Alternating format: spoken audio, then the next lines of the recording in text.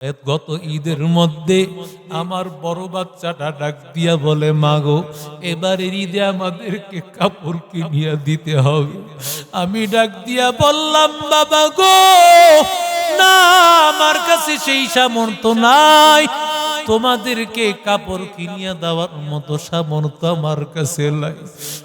বড় বাচ্চাটা ডাক দিয়া বলে, ও মা, যদি আমাদেরকে কিনিয়া না দাও, ছোট ভাইটা অন্তত আমার ছোট্ট ভাইটার জন্য কিনিয়া দাও। আমি বললাম, না না, ছোট ভাইটার জন্য আমি কিনিয়া দিতে পারবো না। তখন এরা তিনজন বলে, মা যদি আমাদেরকে কিনিয়া না দিতে পারো, তাহলে আমরা ঘরের দরজা লাগাইয়া ঈদের দিন কেউ আমরা বাহির হব না, আমরা শুধু কান্না করব। কারণ আমাদের বাবা যদি থাকতো, আজকে আমাদের এত কষ্ট করা লাগতো না। কারণ বান্দা যার বাবা নাই, সেই বুঝো বাবা হারানোর কি ব্যথা। কত বড় মুরব্বী বান্দা হারাইয়া ফেলছো। বাবা থাকলে কোনো টেনশন নাই, বান্দা সব কাজে বাবাই যেন তোমার আগায়াবে। এরে আল্লাহর গোলাম, এরে নবীর আশিক উম্মতের দল, আল্লাহর বান্দা ডাক দিয়া বলে, আমার এই ছোট্ট বাচ্চাগুলো আজকে কয়েকদিন হয় আমি বাহিরে কাজ করে টাকা পাইলে খাওয়াতে পারি, আজকে কয়েকদিন আমার কাজ নাই, ওদেরকে আমি খাওয়াতে পারি না। 3 দিন 3 রাত পার হয়ে গেছে। আজকে আমার বাচ্চাগুলো বলে, ও মা, খাবারের ব্যবস্থা যদি না হয়, ও মা, বাবার রাস্তায় আমরাও চলে যাব, আমাদেরকে আর পাইবালা। আমি পাতিলার মধ্যে পানি বসায়া, ওই পাতিলার মধ্যে কোনো খাবার নাই। আসলে আমি ওদেরকে সান্ত্বনা দেওয়ার জন্য পাতিলার মধ্যে পানি বসাইছি, আর বাচ্চাগুলোকে বলছি খাবার রেডি হইতেছে, একটু সবর কর, একটু ধৈর্য ধর। এরে আল্লাহর বান্দা, ও পর্দার অন্তরালের মা, এরে নবীর আশিক উম্মতের দল, আল্লাহর বান্দা, আমি এই লাকড়ির চুলার মধ্যে আমি পাতিলাটা বসায় রাখছি, আর আল্লাহর কাছে বলতেছি, ও আল্লাহ, সকাল হওয়ার আগে আগে যদি পাতিলায় খাবারের ব্যবস্থা না হয়, আমার বাচ্চাগুলোরে আমি খুঁজিয়া পাবো না, ওরা মরিয়া যাবে। আর ওরা যদি না থাকে, আমিও থাকবো না, কারণ আমার স্বামী নাই। এই বাচ্চাগুলোর চেহারা দেখিয়া, ওদের দেখিয়া আমি আমার জীবনটাকে কাটাইতেছি। ও লাউসারের যুবক, ও মদনপুরের মুসলমান, কেমন কষ্ট রে বান্দা, কেমন কষ্টের হালত রে বান্দা। আল্লাহর বান্দা ওমর রাদিয়াল্লাহু তাআলা আনহু পরিচয় দেয় না, কারণ পরিচয় দিলে মহিলা সেন্সিয়ার হয়ে যাবে, অজ্ঞান হয়ে মারা যাবে। মহিলাকে এবার যুবক আল্লাহর বান্দা ডাক নিয়ে বলে, আমি যদি তোমার খাবারের ব্যবস্থা করি, তাহলে তোমার কোনো আপত্তি আছে নাকি? মহিলাটা ডাক দিয়া বলে, এটা তো আমার বড় ভাগ্যের ব্যাপার। এরে নবীর আশিক উম্মতের দল, মহিলাকে ডাক দিয়া বলে, একটু দাঁড়াও। দৌড়াইয়া এবার ওমর গুদাম ঘরে গেল। গুদাম ঘরে গিয়া ওমর একটা আটার বস্তা নিল, আর হযরত ওমরের যিনি গোলাম ছিলেন তার নাম হলো আসলাম। আসলাম এমন একজন গোলাম, যেই গোলামকে হযরত ওমর আজাদ করে দিয়েছেন। আজাদ করে দেওয়ার পর ওমরের ওই গোলাম আসলাম বলেন, ও পয়গম্বরের সাহাবী, যদি আমারে আজাদ করে দিয়েছেন, আমি চাই বাকি জীবনটা আপনার কদমে কাটায় দিতে। এরে নবীর আশিক উম্মতের দল, আল্লাহর নবীর সাহাবী ওমর। ওমর এবার আটার বস্তাটা নিজের কাঁধে উঠায় নিতে চাইতেছেন। এরে আল্লাহর বান্দা আসলাম ডাক দিয়া বলে, ওমর না না, এই আটার বস্তাটা আপনাকে আমি নিতে দিব না, আটার বস্তাটা নিতে দিব না। এরে আল্লাহর বান্দা ওমর ডাক দিয়া বলে, রে আসলাম, হাসরের ময়দানে আমার আল্লাহ তাআলা যদি জিজ্ঞাসা করেন, ও ওমর, তোমার দরবারের মধ্যে তোমার জমানায় এক মহিলা তার পরিবার নিয়ে না খায়া ছিল, তুমি তার কি ব্যবস্থা করেছো? আমি আল্লাহর কাছে জবাব দিতে পারবো না, সুতরাং আমার কাজ আমারে করতে দাও, আমার কাজ আমারে করতে দাও। আটার বস্তাটা উঠায়া ওমর এবার চলতেছে। একটু চিন্তা করে দেখো, কোন ওমর শুধু বাংলাদেশ, ইন্ডিয়া, পাকিস্তান, আমেরিকা না, না, অর্ধজাহানের খলিফা, অর্ধজাহানের বাদশাহ ওমর রাদিয়াল্লাহু তাআলা আনহু মাথায় আটার বস্তা নিয়া ওমর রাদিয়াল্লাহু তাআলা আনহু আটার খামিরা বানায়, ডাক দিয়া বলে, মাগো আটার খামিরা বানাও, রুটি বানাও, তোমার বাচ্চাদের মুখের মধ্যে খাবারগুলো তুলিয়া দাও। ওমর নিজেও খাবারগুলো বাচ্চাদের মুখে তুলে দিচ্ছে।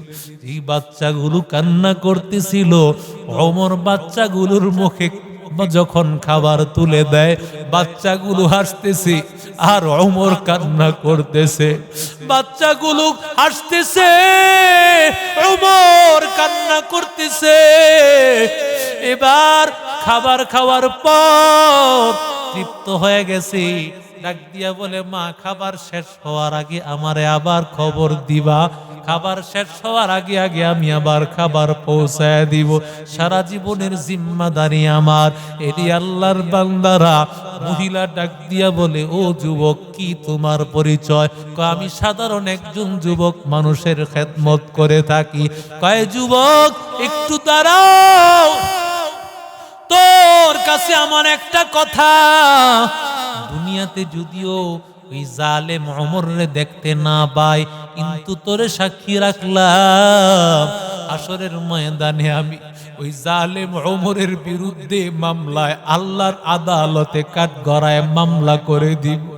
এরে আল্লাহর বান্দা, আর আরেকটা কথা, আমি আল্লাহর কাছে দোয়া করি, আল্লাহ যেন তোর মতো একজন যুবক রে, ওমর রে, আল্লাহ তাআলা শাসক না বানাইয়া তোর মতো একজন যুবককে যেন আল্লাহ শাসক বানায়া দেয়। এরে আল্লাহর বান্দা, ওমর চলিয়া গেল। চলিয়া গিয়া ওমর সারা রাত কান্না করে, সারা রাত কান্না করে। ওমর বলে, দয়ার মালিক, ও আল্লাহ, তুমি আমারে ভাগ্য গুণে আজকে নিয়ে গিয়েছিলা আল্লাহ, যদি না নিতা আল্লাহ, আজকে বুঝি জাহান্নামের আগুনে জ্বলতে হইতো আল্লাহ।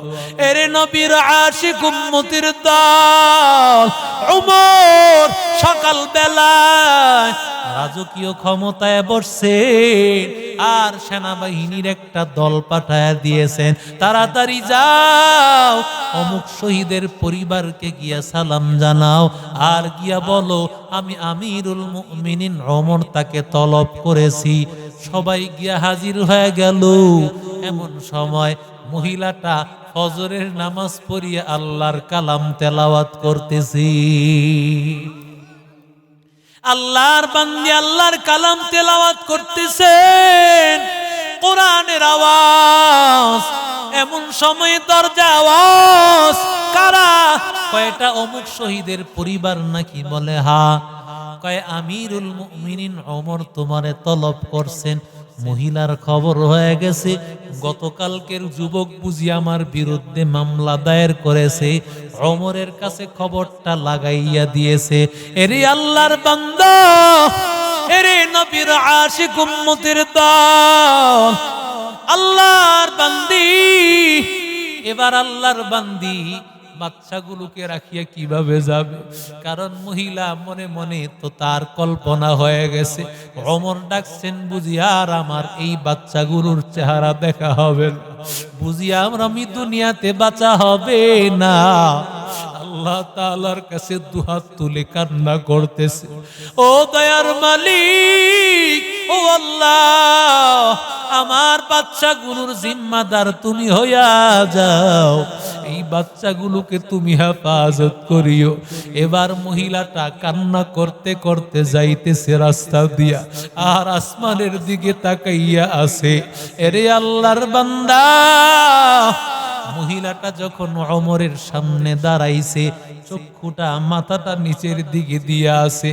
এবার মহিলা চিন্তা করলো, হাসরের ময়দানে কাঠগড়ায় ওমরকে তো দাঁড় করাইব, তখন তো ওমরকে দেখব, তবে দুনিয়াতে একটা নজর দেখিয়া রাখি কে সেই ওমর। যখন দেখার জন্য চোখটা মেলিয়া যখন তাকাইলো, তাকাইয়া দেখে এটা তো সাধারণ ওমর না, এটা তো আর কেউ না, এটা হলো গতকালকের সেই যুবক ওমর। এরে আল্লাহর গোলাম, এরে নবীর আশিক উম্মতের দল, এরে আল্লাহর বান্দা, মহিলাটা এবার ওমরের কাছে মাপ চাওয়ার জন্য পায়ে পড়ে গেছে। ওমর ডাক দিয়া বলি, মা তুমি আমার কাছে মাপ চাইবা না, বরং আজকে তো মাপ চাইবো আমি। এবার মহিলাকে ডাক দিয়া বলে, মা তুমি আমারে সাক্ষী রেখে বলছো হাসরের ময়দানে তুমি ওমরের বিরুদ্ধে আল্লাহর কাঠগড়ায় মামলা দায়ের করবা। ও মা, তোমার খবর নিতে পারি নাই, ও মা আজকে তোমার এই রশিটা দিলা আমার গলায় লাগাও, আর মদিনার অলি গলিতে তুমি আমাকে হেঁচড়াও, টানা হেঁচড়া করো, তোমার যত মনে চায় তুমি শাস্তি দাও। এরপরও রে মা, তুমি আমারে এত কষ্ট দিও না, তুমি আমারে মাফ করে দাও, হাসরের ময়দানে আল্লাহর কাঠগড়ায় তুমি মামলা দায়ের করিও না। এরে নবীর আশিক উম্মতের দল, এরে আল্লাহর বান্দা, একটু তাকাইয়া দেখো, যেই কথা বলতেছিলাম, কোরআন আল্লাহর বান্দা ওমরকে কেমন মুত্তাকি বানায় দিয়েছে, কেমন আল্লাহর খাঁটি বান্দা বানায় দিয়েছেন, যার মধ্যে আল্লাহর ভয় হয়। ওই বান্দা যতই বড় হোক না কেন, ওই বান্দার কোনো অহংকার থাকে না। এরই আল্লাহর বান্দারা আল্লাহর ভয় অন্তরে ঢুকাও, দুনিয়া কিছুই না। আল্লাহর ভয় অন্তরে ঢুকাইতে হইলে মাদ্রাসায় নিজের সন্তানকে বলাও, সন্তানটা মুত্তাকি হবে। নিজে আলেমদের সাথে সম্পর্ক রাখো, আল্লাহ তোমাকে মুত্তাকি বানায় দিবে। নিজে আল্লাহওয়ালাদের সাথে সম্পর্ক রাখো, আল্লাহ তোমাকে মুত্তাকি বানায় দিবে। এরে আল্লাহর বান্দা যুবক, পায়ে হাত ধরে বলি, ও যুবক আর গুনাহ করবি না, বেপরদায় চলবা না মা, সুদের খাতায় নাম লিখাইবা না। ওই কবরে যাওয়ার আগে কবরের সামানা নিয়ে কবরে যাও, কারণ ওই কবর, আল কবরু রাউযাতুম মিন রিয়াজিল জান্নাহ আও হুফরাতুম মিন হুফারিন নার। এরে আল্লাহর বান্দা, দুনিয়াতে সবাই তোমার আপন, মা তোমার আপন, বাবাই তোমার আপন, ওই অন্ধকার কবরে কেউ কিন্তু তোমার সাথে যাবে না।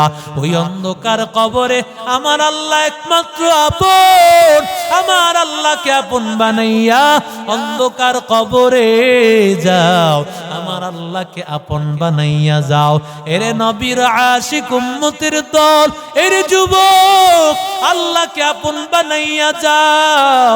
এরে আল্লাহর বান্দা, কারণ বান্দা দুনিয়ার যত মহাব্বত আর ভালোবাসা দেখো, এগুলো আজকে আছে, চোখ বুজিয়া গেলে সবাই তোমার পর হয়ে যাবে।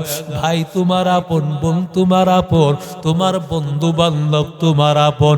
আজকে বন্ধু বান্ধবের আড্ডায় পুরিয়া আল্লাহর ভয় তোর দিলে নাই, তুমি নামাজ পড়তে যাও না। এরে আল্লাহর বান্দা, ওই কবরে রাখার পর তোমার বন্ধু কিন্তু তোমার কবরে যাবে না। তোমার সন্তান আব্বু আব্বু বলিয়া ডাকবে, তোমার স্ত্রী স্বামী স্বামী বলিয়া ডাকবে, কিন্তু তোমার সন্তান, তোমার বিবি, তোমার বন্ধু বান্ধব কেউ কিন্তু তোমার কবরে যাবে না। ওই কবরে তুমি একা, ওই কবরে তুমি একা। এরে আল্লাহর বান্দা, আল্লাহকে আপন বানাইয়া কবরে যাও, আল্লাহকে আপন বানাইয়া বান্দা কবরে যাও। এরে নবীর আশিক উম্মতের দল, আজকে থেকে পাক্কা ওয়াদা কর, আর নামাজ ছাড়বো না, আর বেপরদায় চলবো না, আর আল্লাহর নবীকে কষ্ট দিব না, দাড়িটার মধ্যে আর হাত লাগাইব না রে বান্দা। আলেম ওলামাকে মহাব্বত করব, মাদ্রাসার সাথে ভালোবাসা রাখবো, একটা সন্তানকে কোরআনওয়ালা হাফেজ আলেম বানাবো। আল্লাহর জন্য দুটো হাত আল্লাহকে দেখাইয়া দাও। আয় আল্লাহ, হাতগুলো কবুল করে নাও। আয় আল্লাহ, মরণ পর্যন্ত ইসলামের পথে রাখিও। আয় আল্লাহ, আয় আল্লাহ, যতদিন দুনিয়ার জমিনে বাঁচাইয়া রাখো, তাকওয়ার উপর রাখিও, ইমানের উপর রাখিও। ইমান নিয়া কবরে যাওয়ার তৌফিক দান করিও, আমিন। আল্লাহ আমাদের সবাইকে আল্লাহ যেই কথাগুলো হলো এই কথাগুলোর উপর আমল করার তৌফিক দান করে, নিজের জীবনটাকে দামি বানিয়ে